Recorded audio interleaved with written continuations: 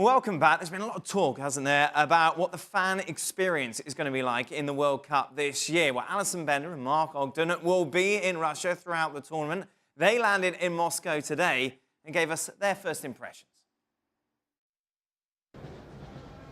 Yes, hello, welcome to Moscow. Here we are right outside Red Square, but it is actually closed at the moment. It's a public holiday tomorrow, and there's a big classical music gala going on there as well. But even though the tournament doesn't kick off until Thursday, the atmosphere is incredible. There's fans already. Haven't seen any England fans yet, but I guess England don't play for a while. No, I mean, I travelled out today, and it was interesting that my flight was full of Peruvians, Mexicans, Colombians, Uruguayans.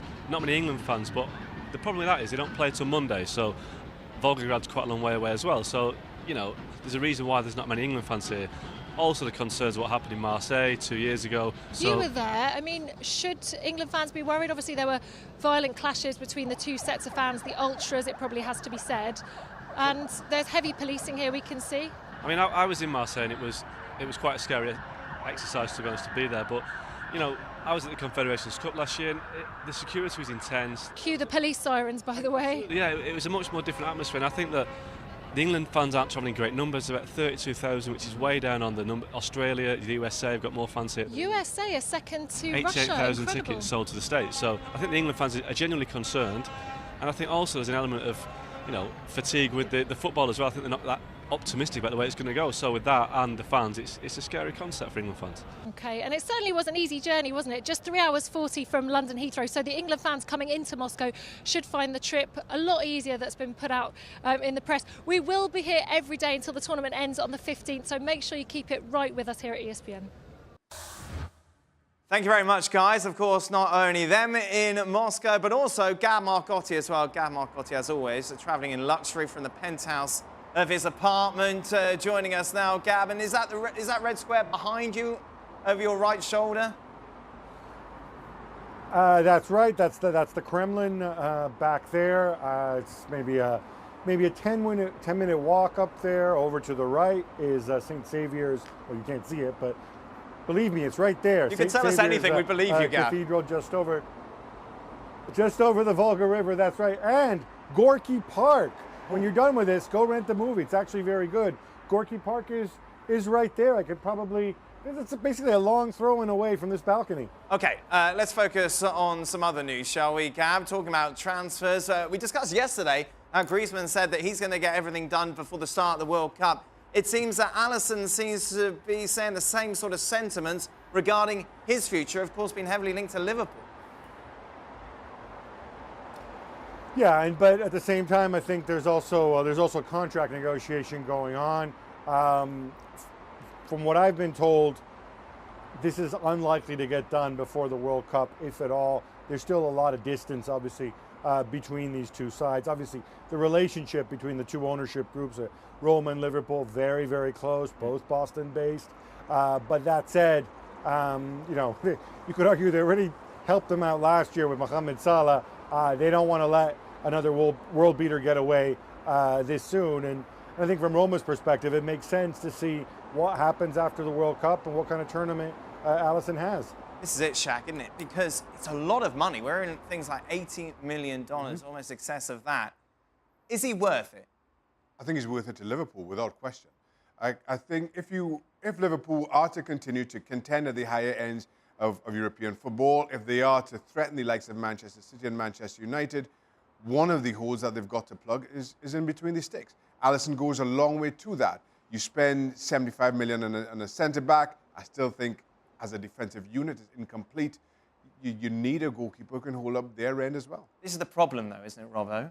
Because you're putting all your eggs pretty much in a goalkeeping basket. Because if you put 80 million there, you haven't got much of a budget left to reinforce that defence or give you some backup front as well. They were better defensively towards the end of the season. Van Dijk certainly made a difference. I wouldn't say he read the game as well as people say he did.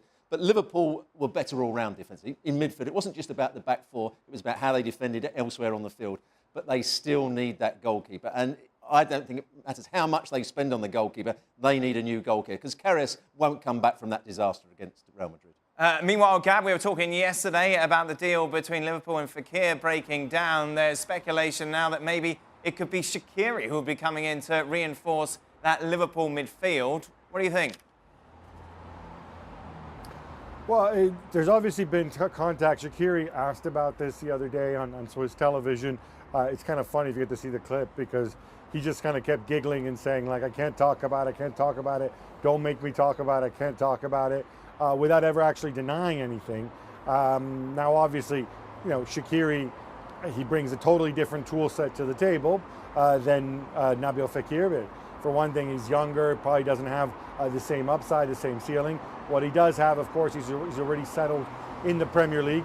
And if you're looking for an alternative off the bench that can come in and fit into that front three, you've got Lallana coming back, you've got Solanke. We're talking about basically adding depth here rather than grooming a potential long-term starter, which is what Fekir would have brought to the table. Do you support this move? Yeah. Coutinho went. They haven't really replaced him with the similar sort of player. That's what Shaqiri can do. He can either do it from a wide area, he can play in behind the main striker. It's no Coutinho, though. He's no Coutinho. He's not as good as Coutinho, but he's somebody that can run with the ball. He can certainly get his shots away. He showed with a very poor side with Stoke that he can perform in the Premier League. I think it would be a good sign, but as Gab said there, only as a squad player rather than being a number one in the team. It's been a while since we've mentioned Arsenal on this show, and just a few weeks ago, Patrick Vieira, of course, was linked heavily to a move to the Gunners. Yet it seems now he's going to Nice. It's been official, hasn't it, Gab? He's moving from NYCFC to Ligue 1. And it's interesting to see how his progression now will go because expectations have changed, certainly at Nice, haven't they? Where they're much higher these days. They're higher to a point. Obviously, the ownership group is there, but they're still, I don't think, in a position to necessarily make that big leap up. Obviously, they had that tremendous season a couple years ago. The interesting thing with Vieira is my understanding is, he was certainly led to believe, go to NYCFC, do your thing. Pep's going to come. He signed a 3-year contract. We don't know, he's going to last 3 years, and then he'll be gone, and then your time, will be here at City. Now, obviously, with Pep deciding he's going to stick around longer, I think Vieira felt, all right, I've been here, I've done my time, I need a new experience. Obviously, the City job won't be available. How can I best prepare myself for it? And so he opts to go back to France, back to Nice, and try to bring his football there, and then really face a totally different set of challenges, get a different skill set than what you have in MLS, where obviously there's salary caps and there's rules and there's restrictions. Here, he can perhaps build his team in a slightly more traditional from a European standpoint way. It'd be hard pushed to find anyone in MLS who's played with him who have anything but good things to say about Vieira, but it's a big step now, isn't it, for him? It is, but it's a step that he prepared himself for, not by just what he did with NYCFC, but in time he spent in the off-seasons. He spoke about spending time with Pep Guardiola, about going and meeting with Sarri at Napoli, stuff like that, to kind of get a better understanding of football at the highest level. Now, if this was a player making that same move, it's a no-brainer. So for Patrick Vieira, similarly, as a coach, I think it ticks all the right boxes. It makes a whole lot of sense.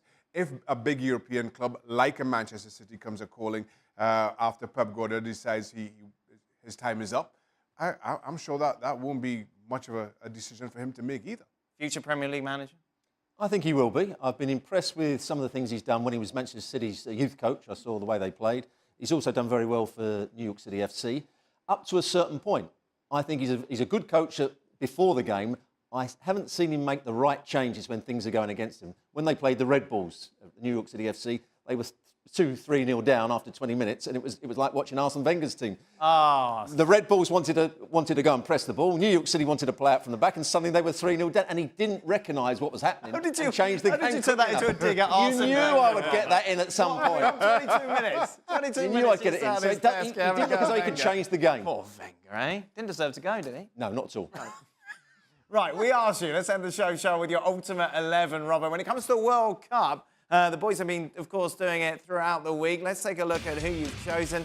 De Gea in goal, Marcelo, Ramos, Godin, Kimmich, De Bruyne, Kante, Modric, Neymar, Ronaldo, and Messi. There is a problem. It's a big problem with your 11 because, according to our programme, you couldn't have those three up front because those three are the attacking players. You need a striker. You're going to have to take out one of Neymar, Ronaldo or Messi. Well, I think Ronaldo now is a centre-forward, but apparently he's not, according to this. Allowed. He's not allowed, so I'm going to take him out the team because I don't think he's anywhere near as effective out on the left wing as Neymar would be. And I'm going to put in Luis Suarez. I think he'll have a good World Cup. You have Suarez? I'm going to have Suarez. And he didn't have a good season this year, but I think he might... He did have a good season. That's a good start. I think he might come to the fore in this World Cup. So Shaka had Lewandowski. Why would you have Suarez over Lewandowski? I've seen Lewandowski play for Poland. He's not been anywhere near as effective as he is for Bayern Munich. There you are. So there's one reason. Griezmann?